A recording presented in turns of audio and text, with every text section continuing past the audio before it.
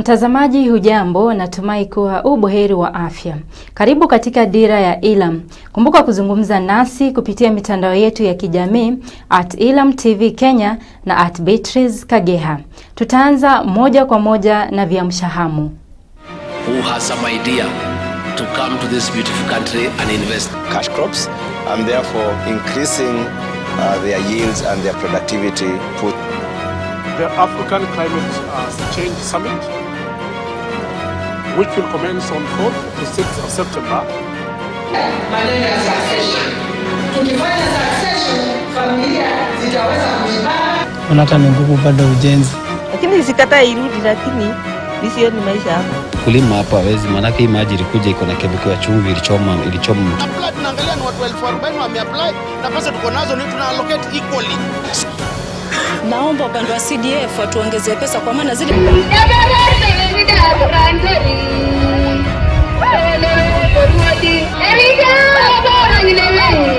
na sisi tunasema tutakuwa na sherehe ya Cultural Week. Mtazamaji hujambo na karibu. Naibu Rais Rigathi Gachagua ameitaja Kenya kama kitovu cha uwekezaji na kusisitiza kuwa serikali inaweka mikakati kabambe ili kuwezesha uwekezaji na kukuza biashara. Naibu Rais aliyasema hayo katika hafla ya kutoa tuzo la shindano la Africa Tech Challenge. We have as an administration given clear and categorical instruction to our cabinet secretaries and the principal secretaries to make it easy for any investor from anywhere in the world to come and invest here. We have done away with bureaucracy and red tape in terms of accrediting and allowing investors to come to this beautiful country. So I want to invite every investor who has some money, who has some technology, who has some idea to come to this beautiful country and invest. Serikali inalenga wakulima 176 katika awamu ya pili ya usajili wa wakulima wa mbolea ya ruzuku katika kaunti ya Migori. Actors in Migori County. So we'll be going to the village level, ensure that we capture the data for all the farmers. We have enumerators who have been trained from the agricultural and also the social development program. They'll be working with the village elders to ensure that each and every farmer is captured. The wider approach to it is that we are really addressing the issue of high costs of living. One way of addressing that is to make sure that we have more yields and we then reduce, we have more available food produced within the county, and that way you can be able to reduce the cost per kilogram or the cost of living. It is also an effort to increase incomes because it is not just food that we are talking about. We are also talking about cash crops, and therefore increasing their yields and their productivity. Mkuu wa polisi kutoka katika kaunti ya Nairobi Adamson Bungei ametoa maelezo kuhusu mikakati kabambe ambayo imewekwa ili kuimarisha usalama wakati wa kongamano la hali ya anga. Kongamano hilo litafanyika katika ukumbi wa KICC mjini Nairobi kuanzia tarehe 4 mwezi huu hadi tarehe 6. Road closure during the African Climate Change Summit, which will commence on 4th to 6th of September within Kenyatta International Conventional Center. That is a KICC, Nairobi, Kenya. It is for information that Kenya will be hosting the Africa Climate Summit from 4th to 6th September 2023 at Kenyatta International Conventional Center in Nairobi, Kenya. It is expected that over 70, an average number, head of states and governments, alongside several ministers and over 20,000 delegates who have already registered, will be in attendance to highlight climate impacts that will also showing how countries are designing and implementing innovative solutions that can serve as a model for the rest of the world. So therefore, that is to inform the public that we shall have that function, which is starting today until 6th, which will of course affect one of their ways, or rather one of their, will affect most of their services within the town.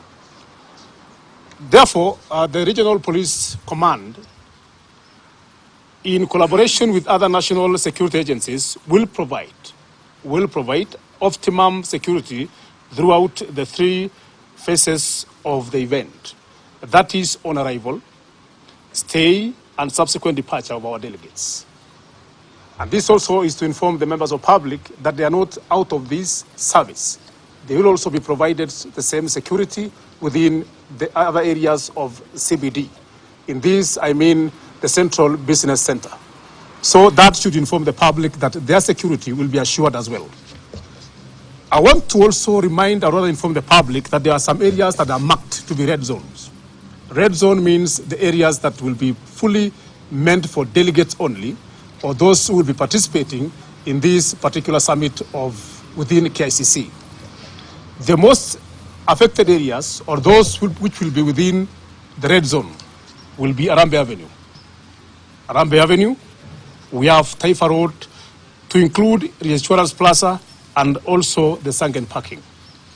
We also have City Hall Way, and we also have Parliament Road, International Hotel and Olive, Intercontinental Hotel and Olive Family Basilica. That is to inform public that those areas may not be accessible and will not be accessible.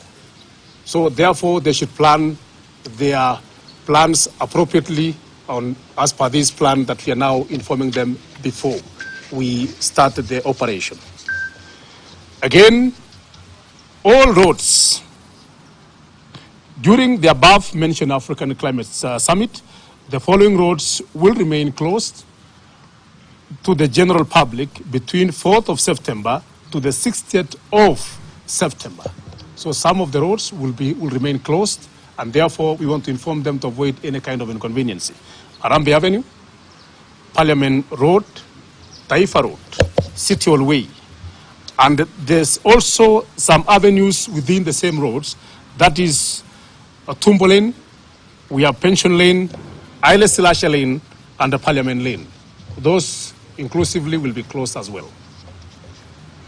No vehicles will be allowed to join City Hall Way.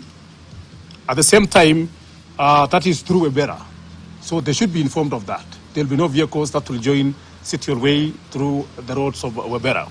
It's Webera Street, and those users of those roads should look for alternative means to the same. Again, all vehicles flying across CBD are with no much business on that particular day. Gavana wa kaunti ya Machakos Wavinya Ndeti amesema kuwa visa vingi vya kujitoa uhai kaunti hiyo ni kutokana na mizozo ya ardhi. Tumekubaliana sisi kama county government na national government tukae pamoja, tutume watu wetu wa lands wakuje waangalie, tuwasaidie familia maneno ya succession. Tukifanya succession, familia zitaweza kujipanga na zikae vizuri bila shida. Kwa sababu nimeambiwa ile report nimepata hapa kutoka kwa national government, hiyo ndio shida kubwa sana hapa.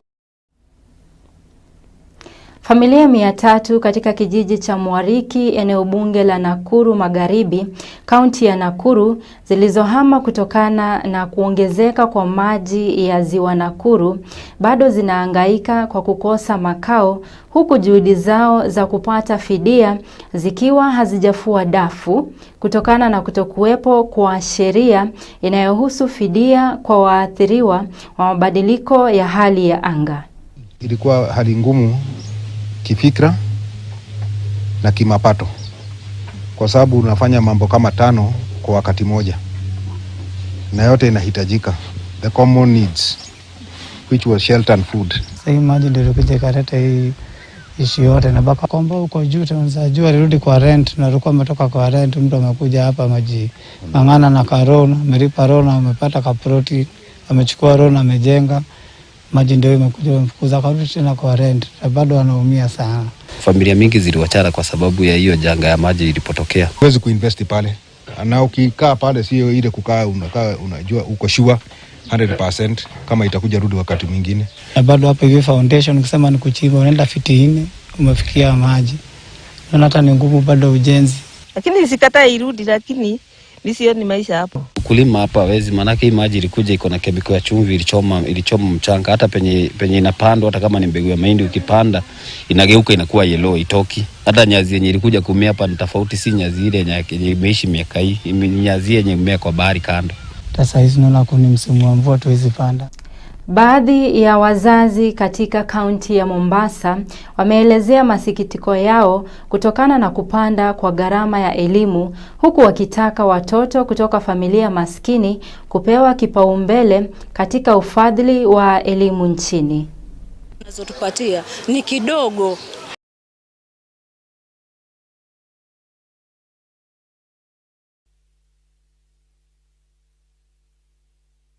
Mwanzo, kitu cha kwanza, ile serikali ya county iko iongeze resources katika education, kitu ya kwanza. Ya pili, iweke kile nilikuwa nasema, tuweke ile online application, kwamba mtu ana apply, tunaangalia ni watu 40,000 wameapply na pesa tuko nazo ni tuna allocate equally. Naomba upande wa CDF watuongeze pesa, kwa maana zile pesa wanazotupatia ni kidogo.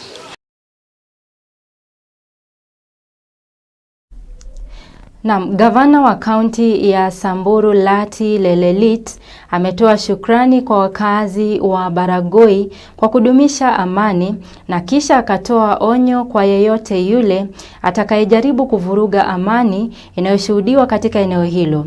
Gavana aliyasema hayo wakati ambapo baadhi ya wakazi walijumuika kwa sherehe za Tobongnawi.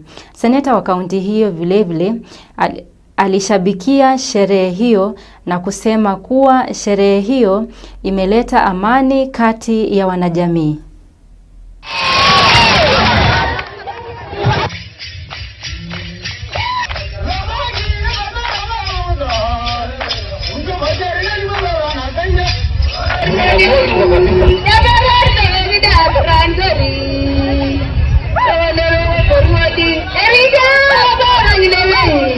Na sisi tunasema tutakuwa na sherehe ya Cultural Week ambayo itakuwa next year, ambao magavana wetu wanatuongoza sisi wote viongozi, na kila mwaka tutaweza kusherehekea kwa ajili ya amani.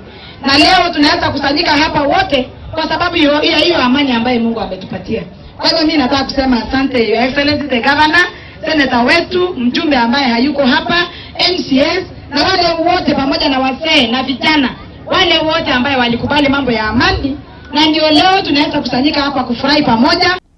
Mtazamaji, kufikia hapo sina la ziada ila kukamilisha dira ya Elam. Shukrani za dhati kwako wewe kwa kuzichagua taarifa zetu. Kumbuka kutufuata katika mitandao yetu ya kijamii @Elam TV Kenya na @Beatrice Kageha. Na kutakia utazamaji mwema. Kwa heri.